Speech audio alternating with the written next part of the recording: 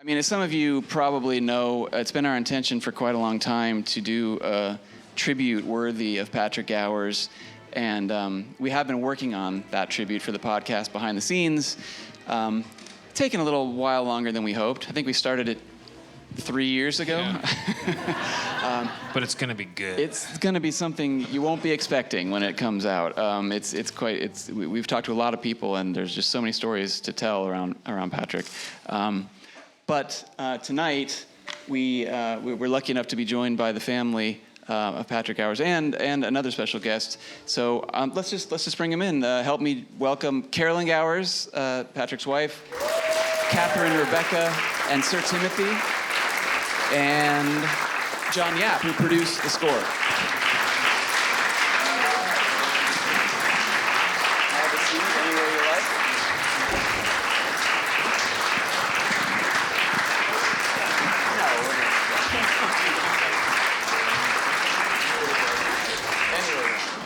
Have a seat. Okay.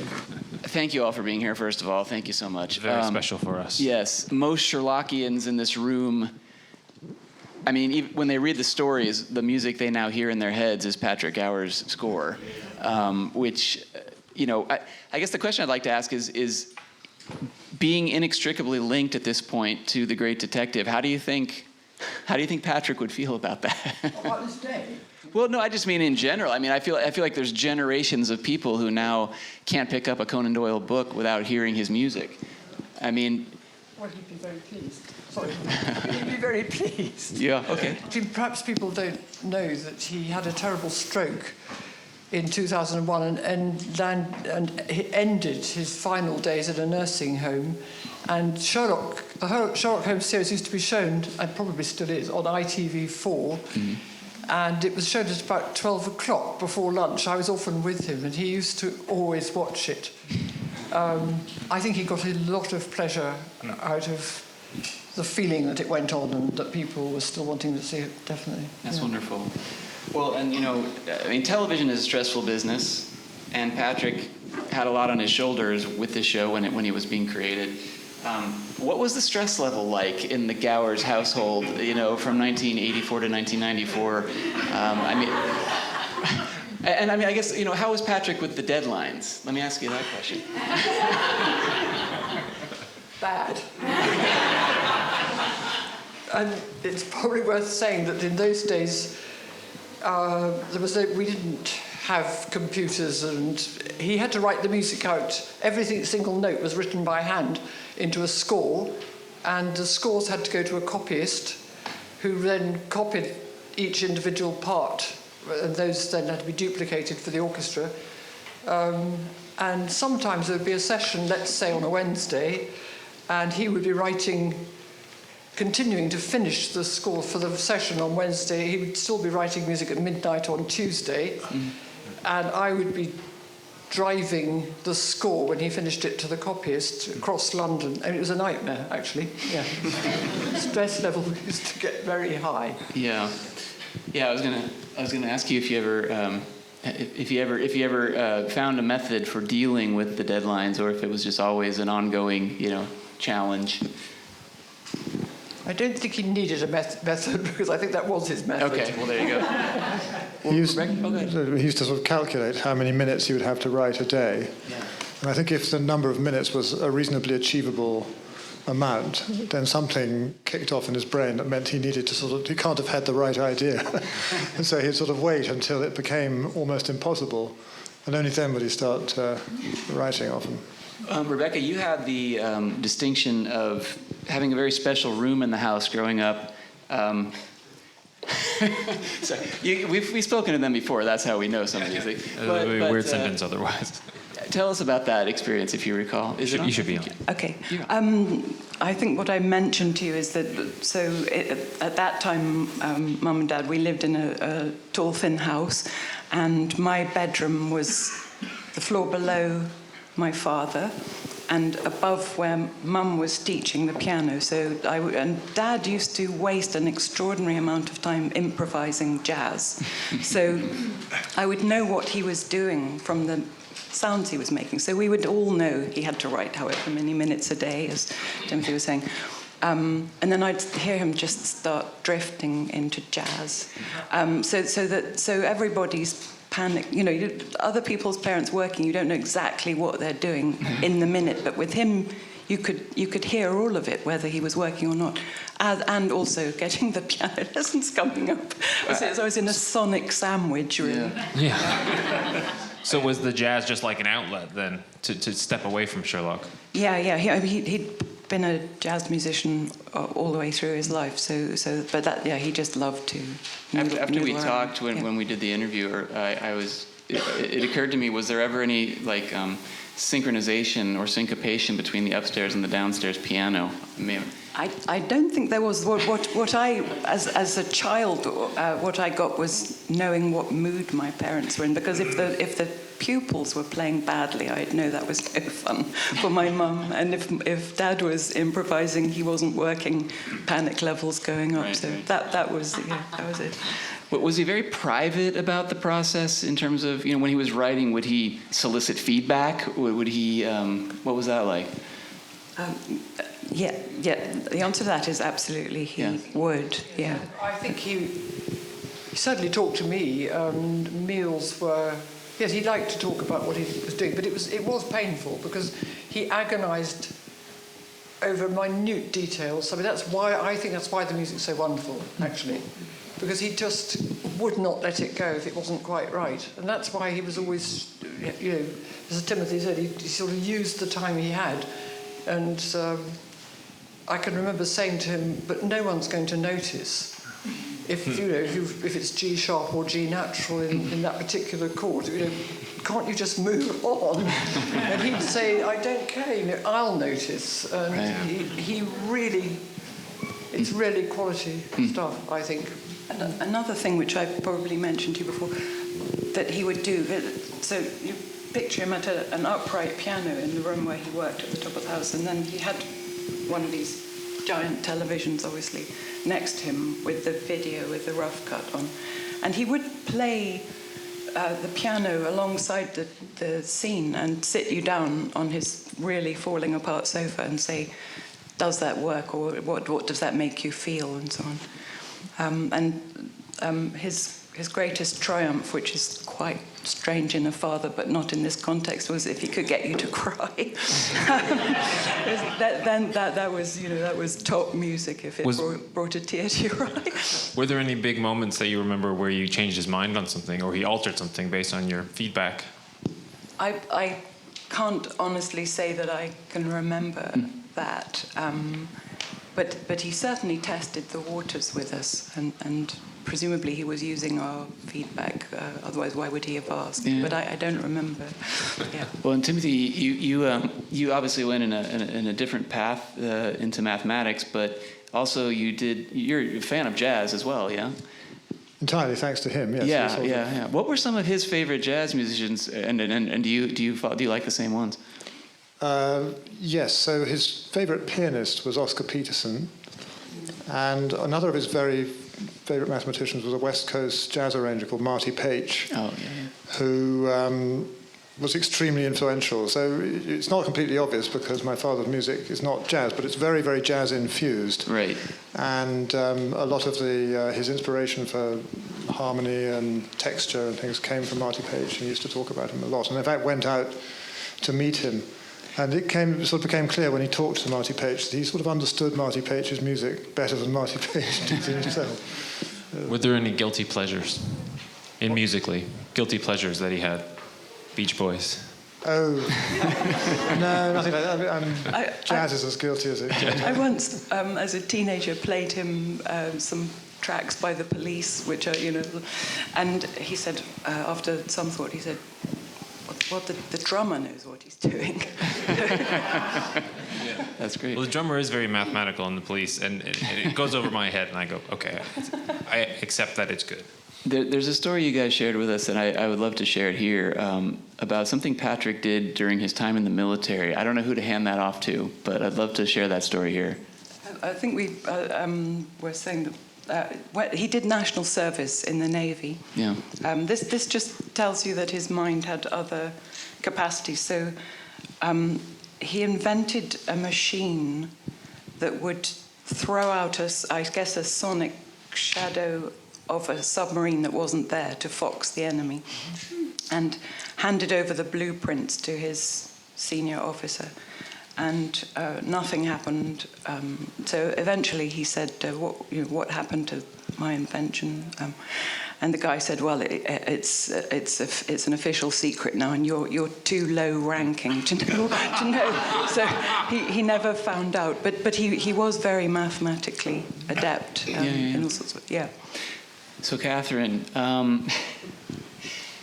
obviously you were involved in the show, as everyone here knows. So, but perhaps, I don't know, to many of us, one of the most fascinating things is that you are the violin sounds of Jeremy Brett's playing. I don't know if I said that very clearly, but anytime you see Jeremy playing in the show, it's Katharine on the violin. And tell us a little bit how that came about. Well, it came about, obviously nepotism features, but actually it's almost at the origin anti-nepotism, because Dad, obviously when he was recording, he employed wonderful session musicians. They're not just session musicians, they're quartets and people who are great musicians. And because Sherlock Holmes was an amateur violinist, Dad thought, we'll have some violin in here.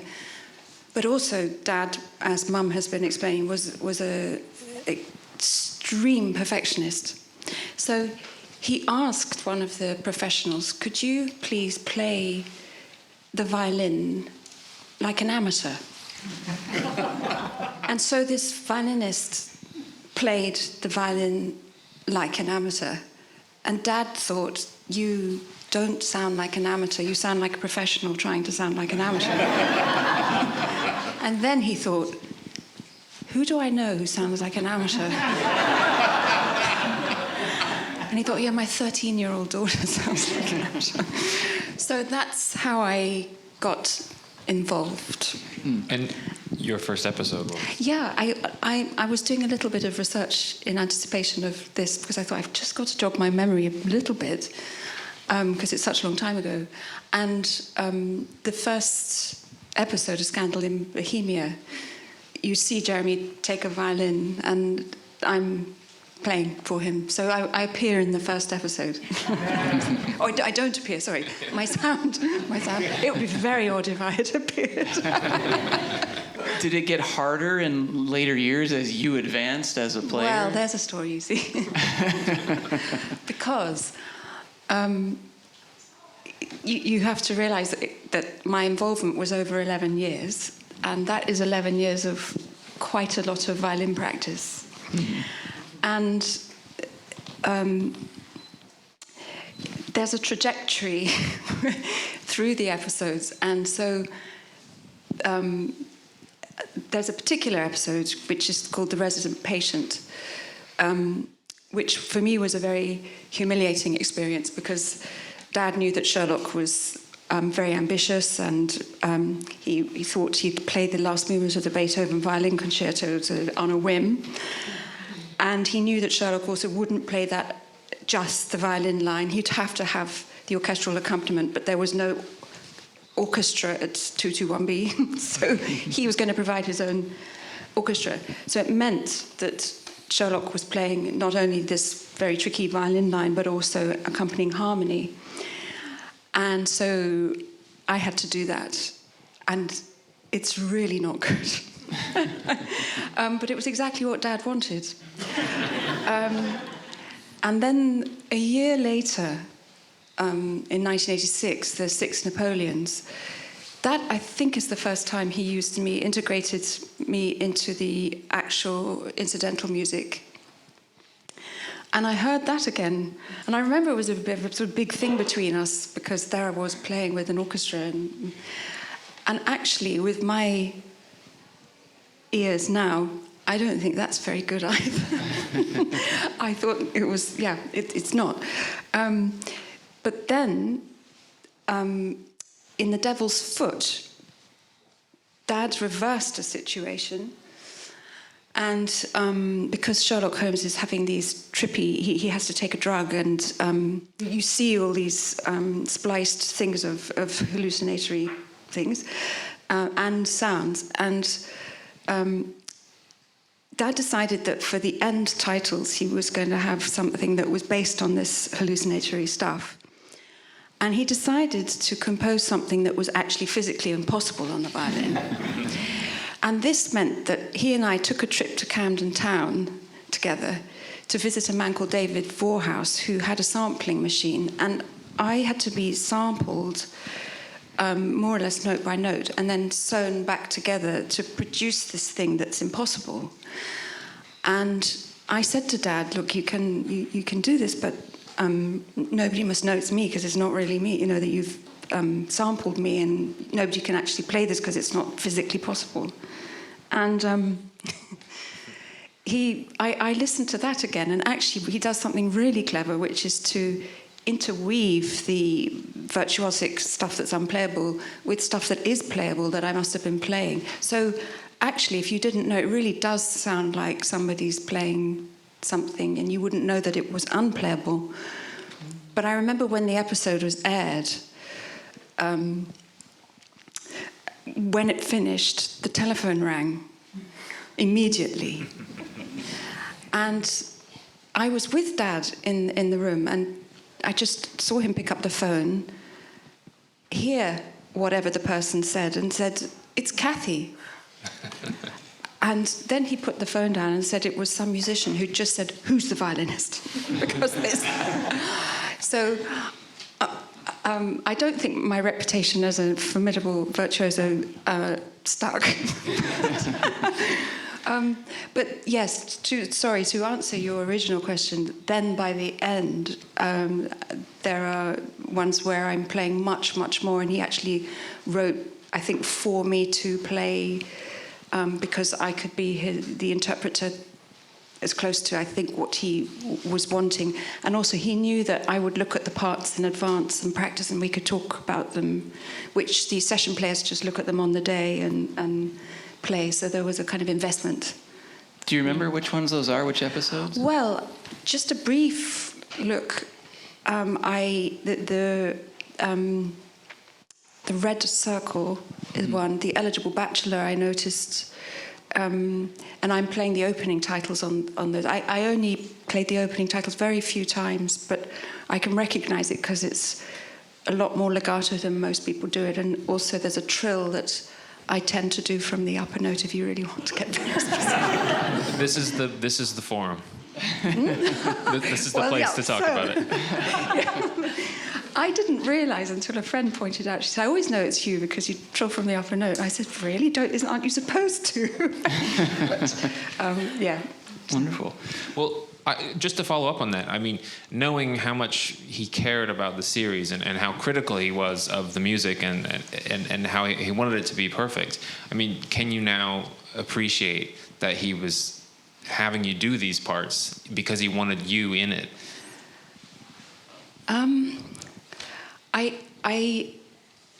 I appreciate that for his own artistic reasons, that was what he wanted, and he could have it.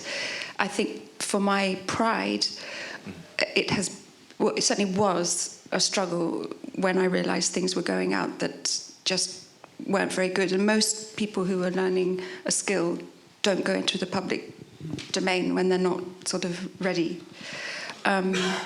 But now, absolutely, I can look back and I think it was a really amazing thing, especially later, to have your father write pieces for you to play. Is, you know, how many people get that opportunity.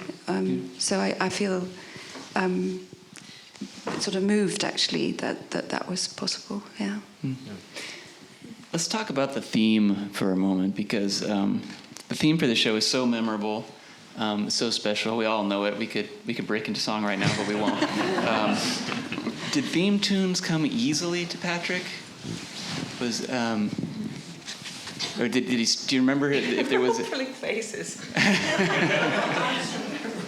I'm remembering a thing that never actually happened. You probably don't even know this, but he had a connection with Michael Powell, a very famous film director, and he did do one score for him actually, but they were going to do a musical, and the producer kept telling Patrick he had to write something that would catch on. And it kept on saying it should be like the Lara theme, and I just remember Patrick sort of groaning. And I think he did find it difficult in a way. Yes, I mean he knew he was writing; it had to be catchy. It's not easy, is it? I mean, I think he sort of would have liked to have written something that everybody. If you think of something like the Deer Hunter theme, which was Cavatina. And we knew all the people involved in that, and it absolutely just went like that. Everybody knew it, and everybody probably still knows it. He'd have liked to have done, yes. I don't think it's easy. No, it's not easy, but I think he did achieve it with Sherlock. I mean, Well, in a way, but it's not... Not exactly the same. No. Yeah. Did you guys, I mean, were you watching the show as they aired? And, I mean, what was that like, having gone through the process with him from the ground up and to see the finished product? I mean, what was that like? In a strange, it just was normal. Yeah. Because that's what Yeah. that happened. You don't know any different, so... Yeah, right. And it wasn't just the Sherlocks. I mean, because he wrote all sorts of other things as well. Yeah. I think the thing that you might not realise is that because it was done in blocks, he never knew whether he was going to be asked to do the music for the next one. So there was a lot of tension there, I can assure you. Waiting. Do you think they'll ask me again? Will I do them? I mean, it was quite remarkable that he was always asked again to do it, and I don't know how that happened exactly, but thank goodness sake. Thank goodness, yeah. Tim, did you have? I was just going to say two things. One is that this experience has left us all, I think, with a rather sort of acute sensitivity to music in any film we watch. I suppose, in a way, I mean, he was always saying sometimes the most successful thing you can do as a film composer is write music that people aren't aware of. It changes their perception of the program, but they're not consciously aware of the music. But that certainly doesn't apply to us. I think everything we watch, we're consciously aware. And the other thing I was going to say was, with Sherlock, obviously once he'd written the theme, he was then able to use it for several series. So it was a sort of one-off investment. And I'm sure many people have noticed that the theme doesn't just occur at the beginning, but it occurs in all sorts of places, in disguise, and a bass part here, and other things like that. And so one of the things that I enjoy when watching it is just spot the theme. Right. So I'm just going to say another thing you can look for with Dad's music is that he used to talk about writing with a scene and writing against it, and he was generally bored by composers who just emphasized what was already happening. So if there's a scary scene, you have scary music. And he really loved to write against. So if you have a scary scene, say, he's going to write something incredibly agonizing, which is leading you forward to the sort of terrible thing that's happening next. But a lot of his music is writing against, you'll find, if you bear that category in mind. Yeah. But to Tim's point, I mean, the way he would modulate the theme, the other shows, I mean, even today, but a lot of shows from that time, themes would get reused, and they got old quickly. Did he relish this idea of, like, this is Sherlock Holmes, this is going to be a challenge, and I could possibly make the one that demolishes every other Sherlock Holmes out there? Was that ever a thought? I don't think he thought about the other Sherlocks at all. I don't remember him ever... In fact, I have personally no idea what the themes are for the other Sherlocks. They're not memorable. I think he was much more concerned with what he was going to do. Yeah. And that was that. Yeah. So, John, let's talk about the score for a minute, the official commercial release, because it frankly has kind of become the go-to collectible item for all the fans, because frankly it's one of the only things that was actually released commercially for the show. So I'm guessing we all have it. I mean, I'm just assuming, yeah, lots of nodding heads. But whose idea was it to create the album? How did that come about? Well, my involvement with the whole thing came when Granada TV, which I recorded and released an album of their previous program called Lost Empires, and so they got in touch with me and said, look, we are doing this new series of Sherlock Holmes, and we think that the music is lovely. I said, and I told them, okay, send me some samples of the music.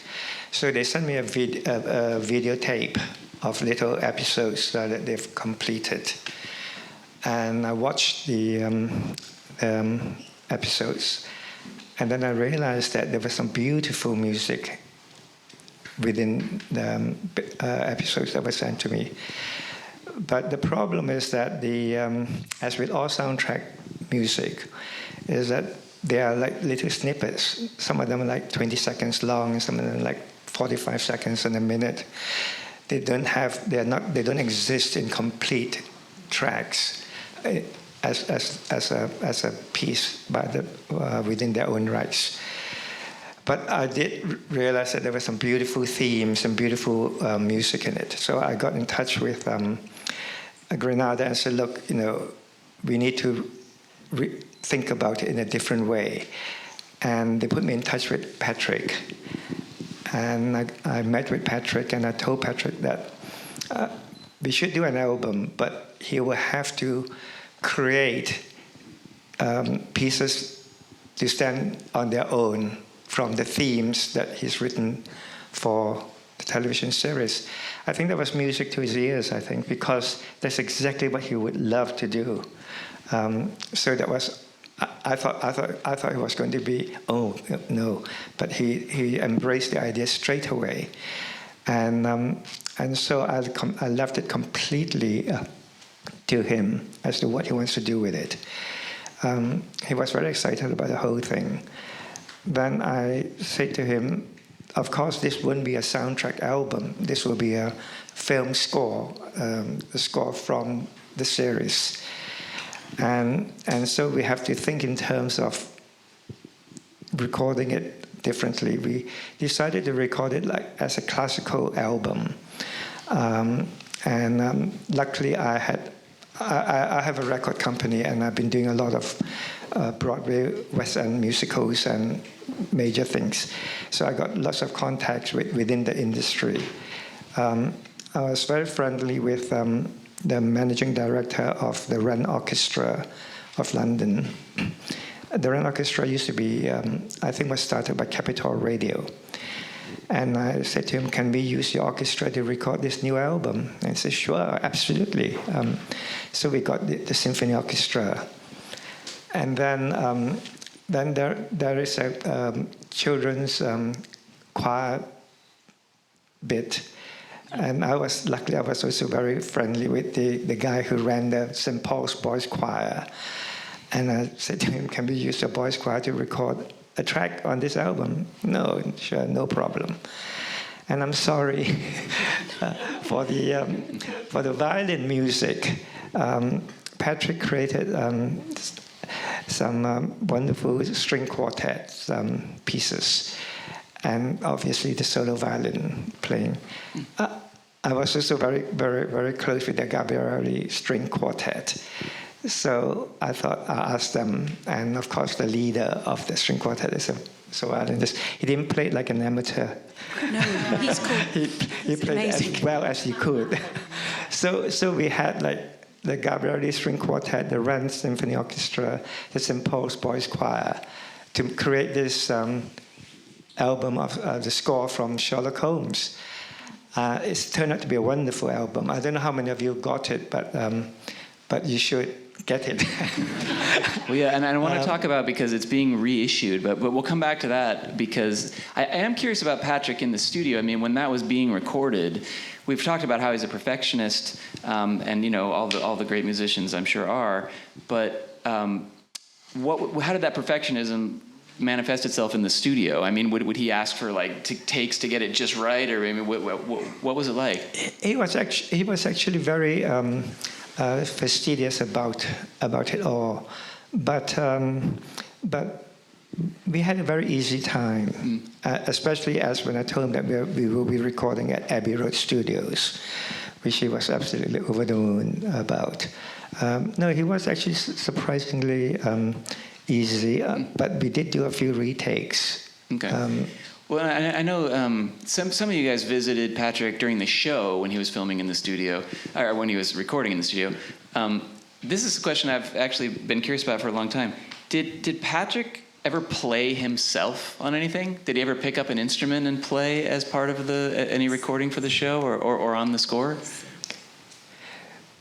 Would he ever get on the piano or? He was conducting his own. Yeah. He was conducted, so I don't think he would have played. He did play in some things, but they weren't his own music, I don't think. Okay. Did he always conduct? I mean, I know sometimes. He almost invariably did. Yeah. Okay. Yeah.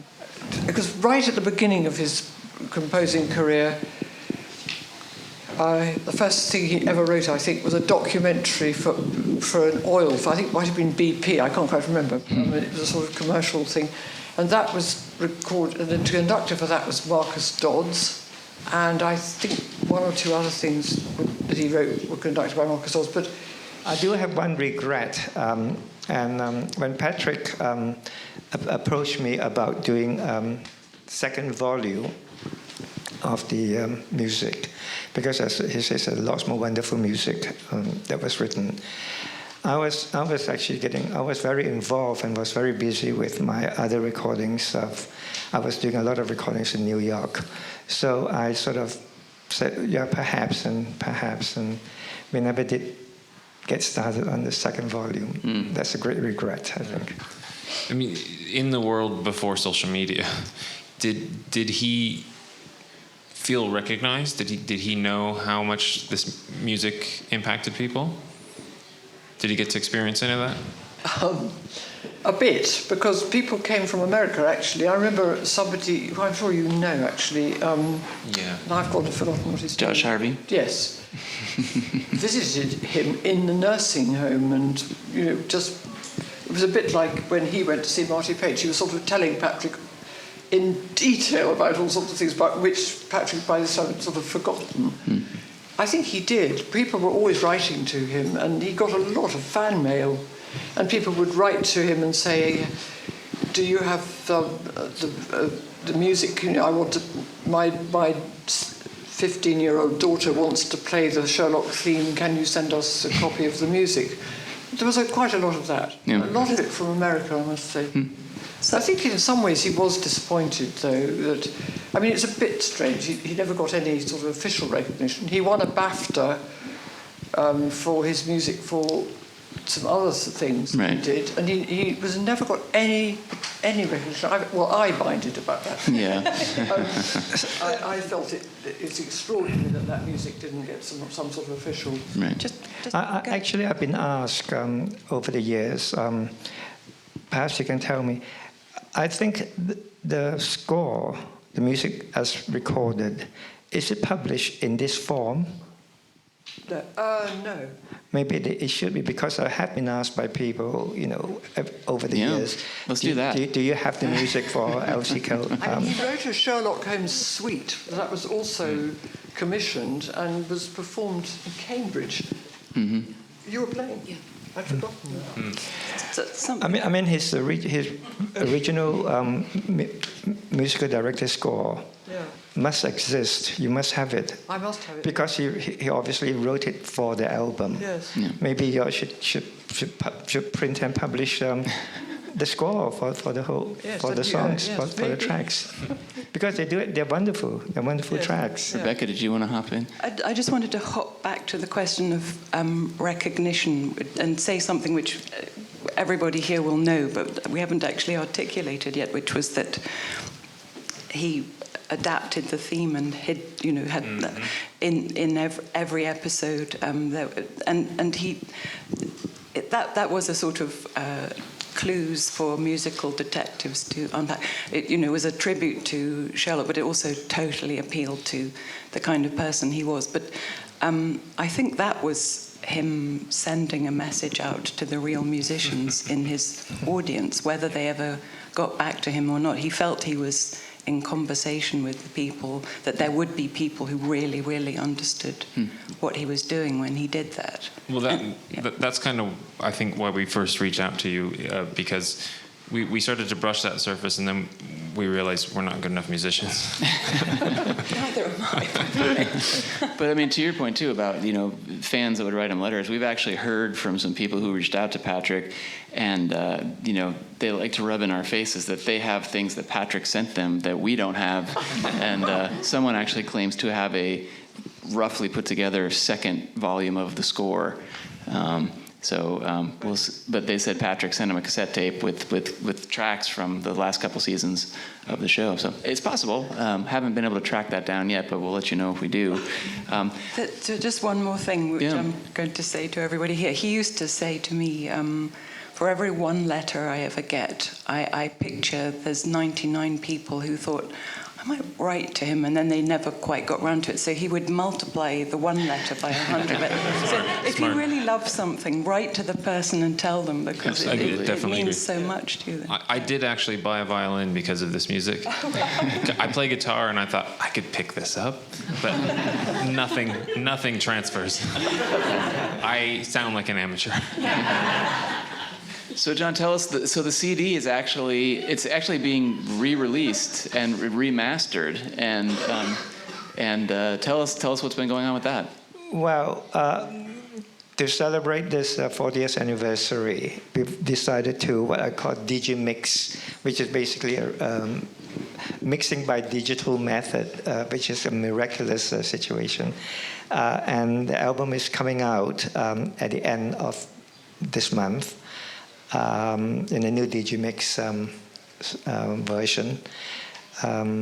So basically it is, as we did the original album, as the classical recording. So everything was, we concentrated on the full dynamics of the sound, from soft to loud. And so quite a lot of the tracks are done on the softer level. But for this version, I've moderated and sort of compressed the extreme dynamic sound to a more middling sound, and it sounds really lovely and louder. And if you have the original album, maybe you should invest in one. Well, before we wrap this up, which I you know, there's so many questions we could ask you, but I feel like Patrick must have gotten to know Sherlock. He must have gotten to know Jeremy over the years. Do you guys have any recollections of Jeremy and Patrick together? Any stories you'd like to share? I have one. Yeah. Just getting, in those days, we didn't have mobile phones or anything. In our house, we had two landlines. One was downstairs and one was right up at the top of this house that Rebecca mentioned. Patrick worked at the top of the house, and the phone rang, and I picked up the phone downstairs, and this deep voice said, "Jeremy here." And I said, "Oh," he said, "could I please speak to Patrick?" In a very sort of serious voice. And I said, "Well, yes, of course, I'll get him something." And I could listen in, so Patrick picked up the phone upstairs and said, "Hello," and Jeremy said, "Darling, absolutely wonderful. Just had your score for whatever the latest one was." I mean, you know, he was completely over the top and full of, but he was also, of course, I mean, he was a very good musician, Jeremy Brett. He had been a chorister and all this. And I think he really appreciated the music. Yeah. Yeah, definitely. I mean, there's a talk out there where Jeremy tells a story about having just gotten off the phone with Patrick. And being so excited about exactly what you just said, and so I think he knew the value of what Patrick was doing. Before we go, just a quick question: do you guys happen to know what was Patrick's? Did he have a favorite episode? Did he have a favorite piece? Do you happen to know? Or a couple favorites? I think he liked Irene Adler, where she goes to the opera. I mean, Jeremy, who goes to the opera? Somebody goes. I think he loved doing that one. Okay. I think that's right, because he loved it in the studio when we recorded that. Surely the Reichenbach Yes, I was going to Falls say- has got to be the Reichenbach Falls. music. Oh, yes, the death of Sherlock. Yes. Yeah. Yeah, we actually went to Reichenbach Falls as a family. Kathy, didn't you play your violin? Yes, we actually went there. That's great. Well, we've said it many times, and we'll continue, but I mean, this show would not be what it is without Patrick's music, and it's timeless. On behalf of everyone here, thank you, and your father is wonderful, and you guys are too. Thank you for being here.